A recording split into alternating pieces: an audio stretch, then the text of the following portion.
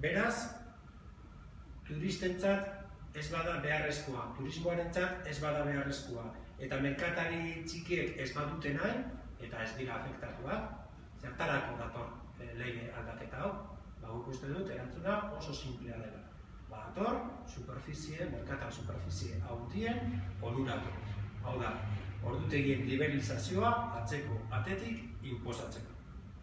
Eta hori oso larria da. Oso larria da, ikusita sektore osoa horrelako neurrien kontra dagoela, bai merkatari txikien, bai komertziko langile eta bere ordezkari eta sindikatu guztiak, eta gainera, jakin behar dugu, ze larria den gaur egun merkataritza txikia eta ertainaren egoera.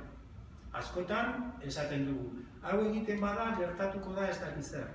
Merkataritzaren arloan ez dugu esan behar desagertuko dela hau martxan jartzen bada. Esan behar dugu zoritxarrez, merkataritza txikia gaur egun desagertzen prozesu batean murgilduta dagoela. Gaur egun merkataritza txiki tradizionala desagertzen ari dela.